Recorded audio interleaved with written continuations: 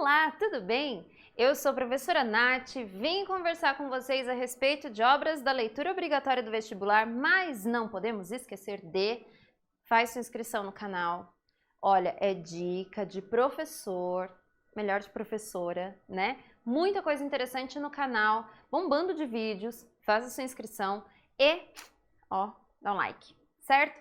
Hoje nós vamos falar sobre uma obra que a Unicamp está cobrando pela primeira vez, que é Niket, uma história de poligamia, da Paulina Chiziane.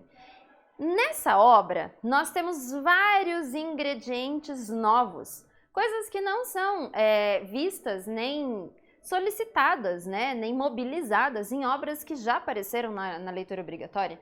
Trata-se de uma obra bastante diferente. Bom, nós sabemos que a leitura, ela contempla autores brasileiros, autores portugueses e também autores africanos, porque a ideia é que nós trabalhemos então com as obras de língua portuguesa. Então, sempre existe, né, autores dessas três nacionalidades, amplamente dizendo, e aí nós tínhamos na leitura da Unicamp um outro autor há algum tempo atrás, né, que era o Mia Couto, e ele também trazia questões relacionadas a Moçambique, que é a obra que está sendo cobrada pela FUVEST agora, Terra Sonâmbula. E agora nós temos ela, Paulina, fazendo a representação então dessa literatura feminina, inclusive, né? E isso é muito interessante. Mais uma autora na lista de obras obrigatórias. Temos, né, algumas já cotadas, que já apareceram, que estão na lista, mas enfim, é interessante porque nós temos uma visão muito diferente das leituras com as quais nós estamos acostumados. Então, isso é bem bacana. Paulina Chiziane, então, é uma autora que tem Niket como uma obra das principais que produziu. Ela é de Moçambique, lugar, né, especificamente, que esteve como colônia até um tempo muito próximo a nós. Então, até 1975, nós tínhamos Moçambique como colônia de Portugal. A partir desse ano, acontece a independência, então existe o desligamento. Acontece que 2 anos depois da independência de Moçambique, é começada então a Guerra Civil. E aí nós temos uma situação bem complicada. É sabido que em alguns países da África nós temos essa questão de povos de etnias diferentes que estão, né, em um mesmo espaço, justamente por conta da colonização. E nem sempre isso resulta em pacificação, né, em harmonia. E aí nós temos então algumas, além desse, outros motivos, obviamente, que causaram a Guerra Civil, e isso se estendeu desde 1977 até 2002. Bom, quando nós olhamos para um país recém-independente, muito jovem, nessa caminhada, né, sozinho, digamos assim, nós temos então um questionamento, né, umas perguntas que ficam. Então, quem é o povo moçambicano? Quem são essas pessoas que compõem essa nação? Qual é a cara de Moçambique? São questionamentos, inclusive, que remontam ao nosso romantismo, que é o momento em que nós, né, ficamos independentes de Portugal. Então, nós temos essa busca da identidade, a gente tem essa busca de unidade, né? E talvez uma tentativa de entender se é realmente necessário que haja uma unidade, já que estamos pensando em espaços muito plurais, né? Então, ela vem com todos esses questionamentos, né, na obra também, mas é uma obra desacostumada, né? Ela promove em nós um efeito de leitura bastante interessante, porque é uma voz com a qual a gente não sabe lidar muito bem. Então, é interessante pensar sobre isso. Nós temos esse contexto da obra no pós-guerra, e isso significa que a nossa personagem principal e todas as outras personagens e o enredo, enfim, se passam nesse momento, depois da Guerra Civil, que não existe uma paz exatamente, né? A paz não é uma constante, não há essa questão de uma maneira muito clara, muito lúcida. Existem ainda umas rugas ali, existem também aquela instabilidade, mas o acordo foi assinado, então a batalha, né, esse confronto real acabou. Mas agora é preciso, né, se entender enquanto nação, é preciso se entender enquanto povo e é preciso entender-se enquanto mulher. E aí a gente tem, então, uma narradora. Nós temos Rami, né, que é a narradora da obra. Ela tem em torno de 40 anos, tem 5 filhos e a obra começa justamente com ela tentando apaziguar uma situação causada por um dos filhos, né? E o filho quebrou o vidro de um carro e o dono tá bravo e ela vai interceder ali, dizer, não, mas o meu marido, ele é chefe da polícia e ele vai resolver tudo isso, vai ficar tudo bem. Então, é interessante porque a figura do marido não está. Nós começamos a narrativa com ela. E todo o desenrolar a gente vai percebendo, nessa parte inicial do livro, que ela é uma figura solitária, né? Essa mulher, ela teve a felicidade do casamento em um período muito curto de tempo. Ela não teve essa vida longa, né, de vários anos de casada e vários anos de satisfação, de felicidade, não teve. E aí a gente vai percebendo isso aos poucos, né? Ela descobre a existência de uma amante do seu marido e vai atrás dessa amante, que é quem? É Julieta. Então ela chega na casa da Julieta e aí ela fica fora de si, elas se engalfinham, entram numa luta corporal, uma coisa, né, intensa. E aí ela acaba se machucando, ela fica bem, ela apanha, né, bastante. E aí a própria Julieta é que vai fazer os cuidados ali, que vai cuidar dos ferimentos dela, enfim. E aí elas acabam conversando e elas entendem a situação dentro da qual elas estão. Então, o marido, Tony, que é oficialmente casado com a Rami, ele é uma espécie de marido também para Julieta, já que ela tem vários filhos dele. Só que ela não encontra esse homem já faz muito tempo. E aí, aos poucos, Rami descobre que ele tem uma outra amante, que é quem? Luísa. E aí ela entra em um combate com a Luísa também, se engalfinha com a Luísa, e aí a coisa atinge um outro nível, né? Elas acabam sendo presas. E ali dentro da prisão, elas acabam se conectando, né? Estabelecendo uma certa amizade e conversam e etc. Nesse processo, a Rami vai descobrindo várias amantes do marido. Então ela percebe que ele fica muito pouco tempo em casa com ela. Alguma coisa está acontecendo e ela vai indo atrás, ela vai descobrindo essas outras mulheres. Então, quem são, né, os personagens mais importantes dessa obra? Então nós temos aqui, ó, a narradora, Rami, o Tony, que é o marido, né? Porque, olha, convenhamos, ele estabeleceu vínculos com várias mulheres, né? Com Julieta, com Luísa, com Sally, com Mauá. Todas essas mulheres são amantes dele, menos a Rami, e elas têm esse vínculo já muito formado com ele.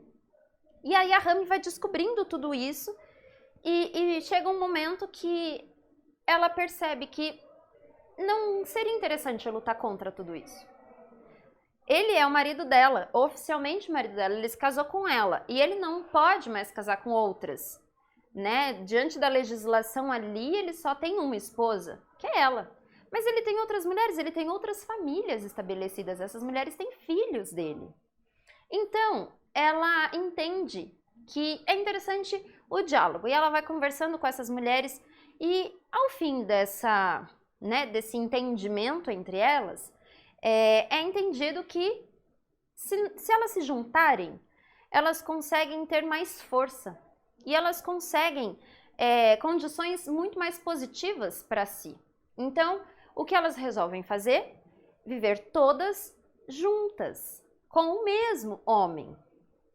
E aí a gente tem o start da poligamia. Bom, trata-se então de uma situação bastante não esperada, né, pela família, inclusive.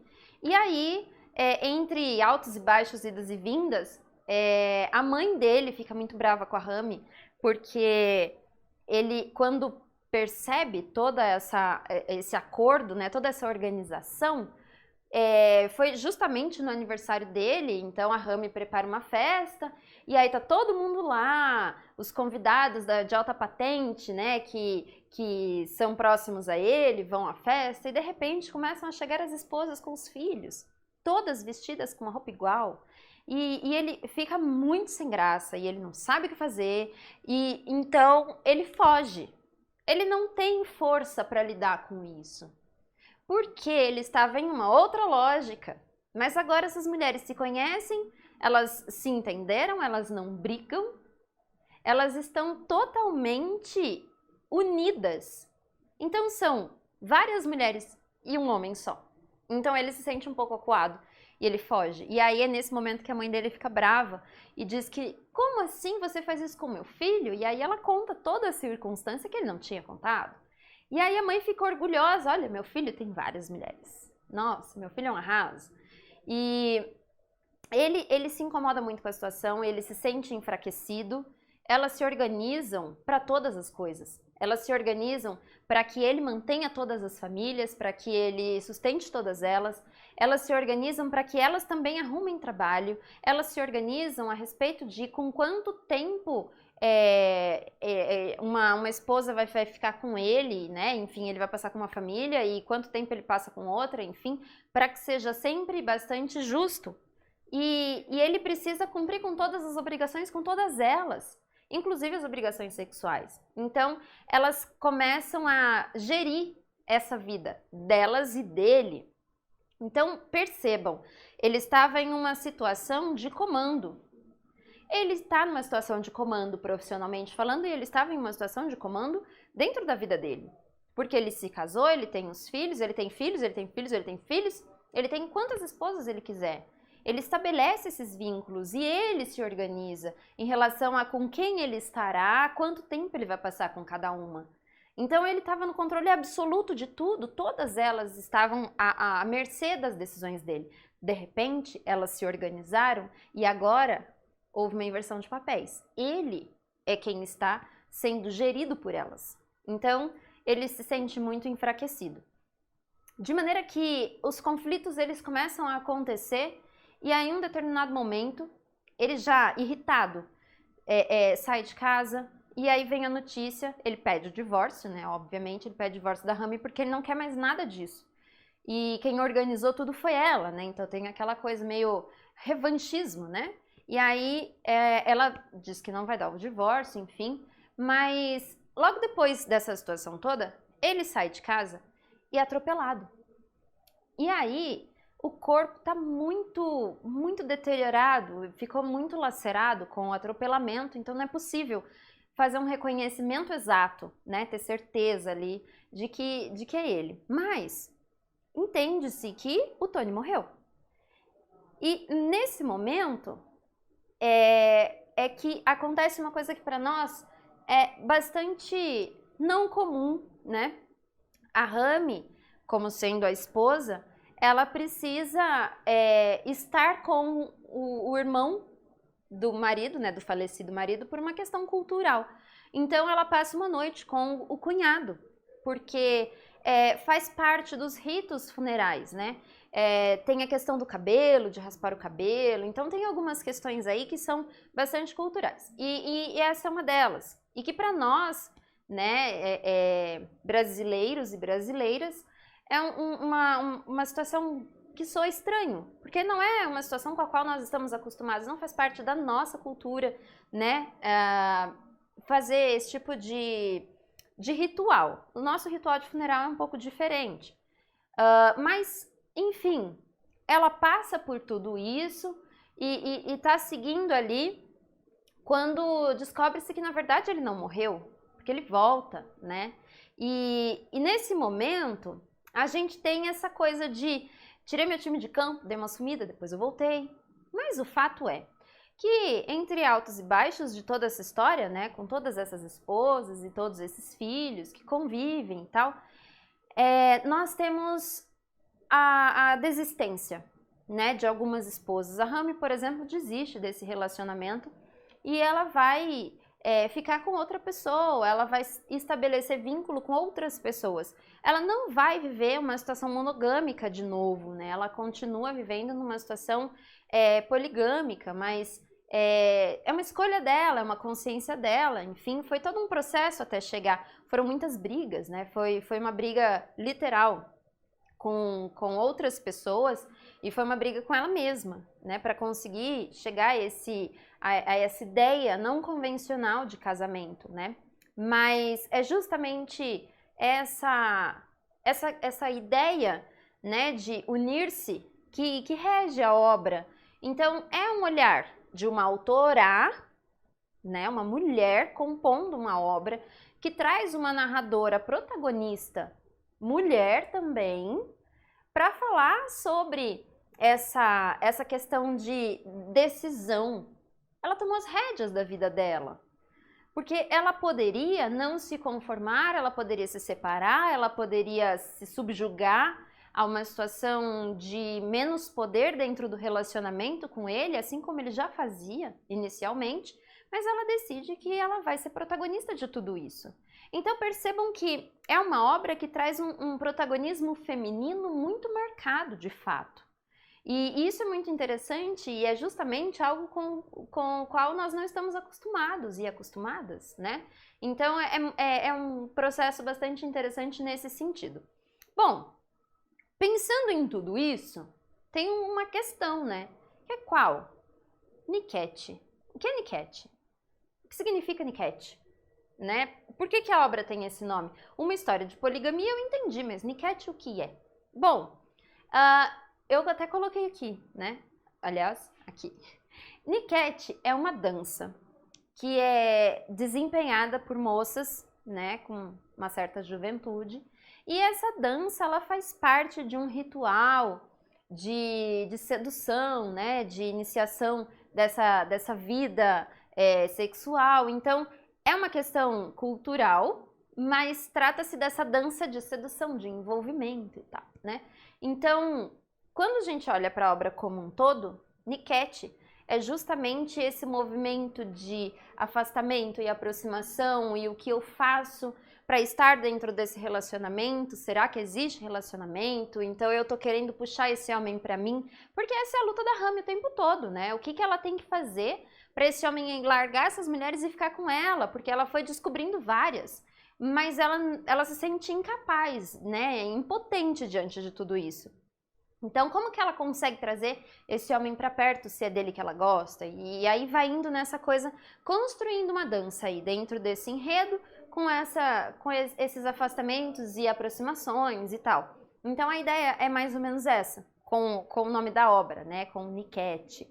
Então, que é outra coisa com a qual nós não estamos acostumados por não fazer parte de uma maneira marcante da nossa cultura, né? Essa questão do ritual de iniciação sexual. Então, na cultura da Rami é comum, né? E é interessante porque essa questão dos costumes, da cultura, vai sendo trazido na obra a todo momento, né? A gente consegue notar isso. Bom, poligamia. Então, o que é exatamente a poligamia? Bom, nós temos como convencional, nesta sociedade em que vivemos, o relacionamento conjugal entre duas partes, certo? E pensando em 2021, nós estamos falando em um relacionamento conjugal entre duas partes. Uma pessoa do gênero masculino, uma pessoa do gênero feminino, uma pessoa do gênero feminino com outra pessoa do gênero feminino, uma pessoa do gênero masculino com outra pessoa do gênero masculino, pessoas que não se identificam exatamente com os dois gêneros ou que se identifica com os dois gêneros, enfim. A questão é, o casamento legal, ele acontece entre duas partes. Não preciso saber qual é a natureza dessas partes, eu só sei que são duas pessoas. Certo? Dois indivíduos. Quando a gente pensa em poligamia, nós estamos pensando em um relacionamento que envolve mais que duas partes. Nós estamos pensando em um relacionamento que se estabelece entre mais de duas pessoas. E aí, eu não preciso entender que a poligamia, ela funcione exatamente com muitas pessoas. Não é essa a ideia. Embora o prefixo poli seja um indicativo de muitos, eu estou pensando que passou de duas pessoas dentro de um relacionamento, já é mais que o convencional, já é bastante. Então, eu estou pensando nesse estabelecimento de uma relação estável e reconhecida entre mais de duas partes, certo? Então, trata-se dessa história de poligamia. Então, o Tony como único homem e várias mulheres que, teoricamente, orbitam em volta dele, mas essas mulheres, na verdade, elas é que são o centro, né? E ele é que orbita em torno de todas elas. Então tem essa questão aí. Nós temos a rivalidade feminina sendo trazida. Conforme eu comentei com vocês no início da obra, conforme a Rami vai descobrindo essas outras esposas, ela atraca-se com essas mulheres de uma tal maneira que é notório essa ideia de rivalidade entre as mulheres. Não porque ele é meu, não porque ele é meu, não porque você não pode, não porque... E essa ideia de que uma mulher é rival da outra, que ela tá querendo puxar o tapete da outra. Então, essa situação, inicialmente, ela é apresentada. Mas depois essas mulheres, elas conseguem ultrapassar essa ideia que é construída socialmente de que uma mulher é inimiga da outra. Desde quando? Né? Então, essa é a questão. E isso é inicialmente colocado, e aí, inicialmente na leitura, você fala, nossa, ela deu uma surra na outra, ela bateu na outra, a outra bateu nela, nossa, e agora, não sei o quê. Porque é uma coisa com a qual nós estamos acostumados, de certa maneira, né?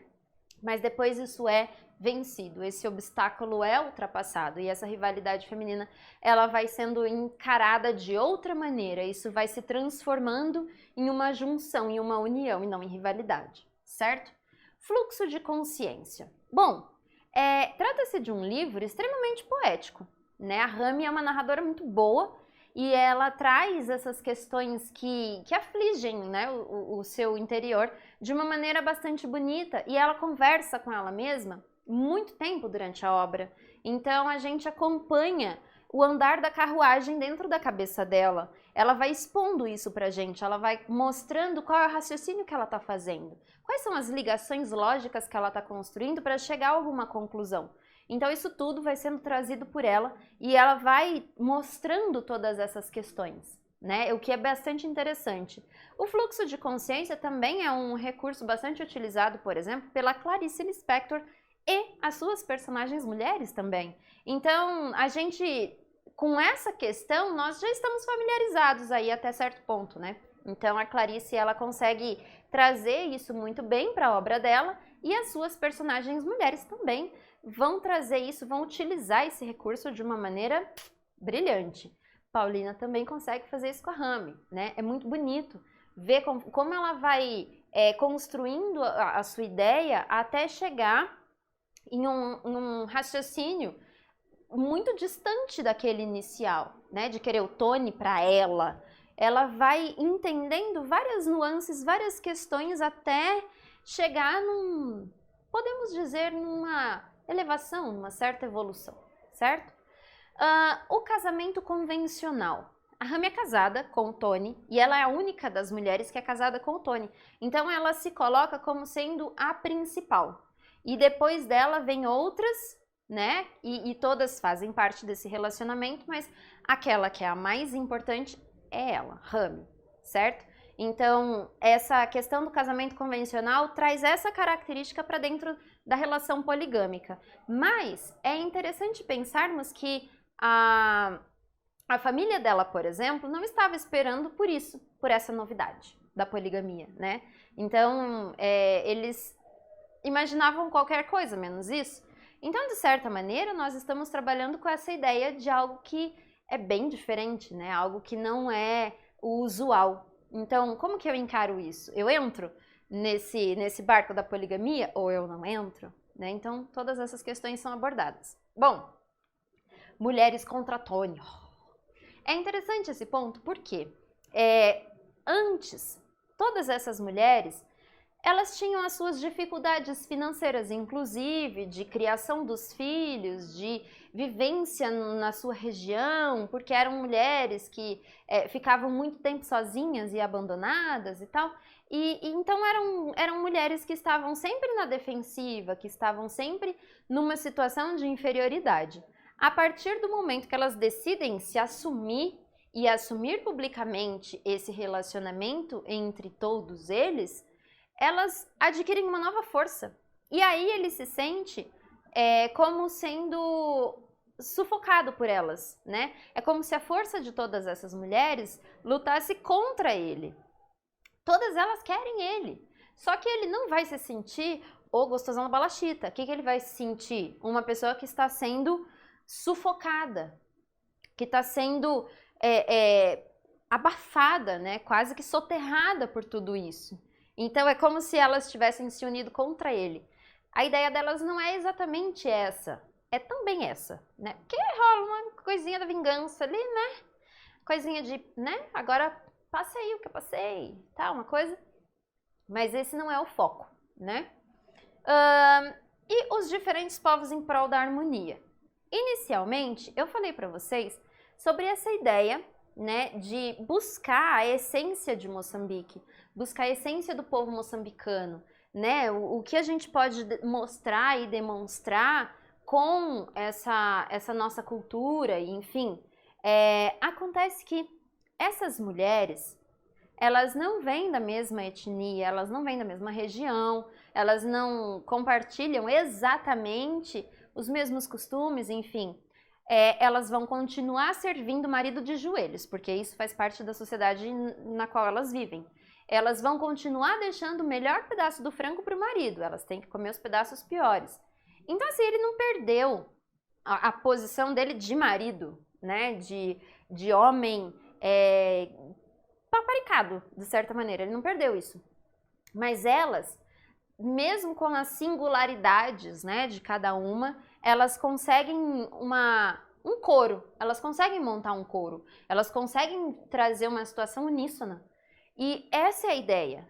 Por mais que exista essa diferença étnica e de costume, a gente está falando de um país, a gente está falando que se nós pudéssemos unir todas as diferenças, sejam elas quais forem, se nós pudéssemos lutar ou estarmos todos juntos, talvez nós conseguíssemos construir um Moçambique melhor.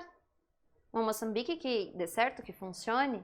Porque o grande mote da obra é a situação dessas mulheres, não é o Tony. É a situação dessas mulheres.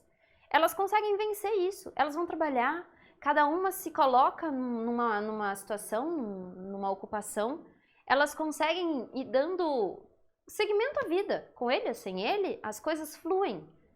Então elas conseguem se enxergar, se colocar dentro da sociedade. E aí a gente tem uma coisa que funcionou, né? Era uma coisa diferente, era estranho aos olhos acostumados com outras coisas, mas deu certo, fluiu, seguiu. Essa ideia, né? Que Moçambique junte tudo que de bom que tem, ainda que diferente, isso não tem problema, porque funciona, dá certo, né? Então, essa obra, ela traz esse incômodo, né? Porque uma porção de elementos que são colocados pra gente em caráter de novidade. Nós não estamos assistindo a isso, lendo isso, convivendo com isso a todo momento. Mas é preciso olhar para o diferente. É preciso que situações não comuns também aconteçam e tenham espaço. Se elas são positivas, por que não? Né? Então, essa ideia é muito interessante e uma leitura para nós especificamente, né? Pessoas brasileiras, é interessante porque traz uma cultura, traz costumes que não são daqui e que não são manifestados e mantidos aqui. Então, a gente acaba tendo contato com outras realidades, né? E que não nos cabe avaliar, certo? Não dá para dizer que é bom ou que é ruim. Não. É diferente, né? E é legal olhar para o diferente. É justamente isso que a Paulina traz, né? Olha só o diferente. O diferente também funciona, o diferente também dá certo. Por que não ter espaço, certo? Bom, eu fico por aqui hoje, mas você, aluno Galileu, a gente ainda conversa, tá bom? Gente, até breve. Tchau!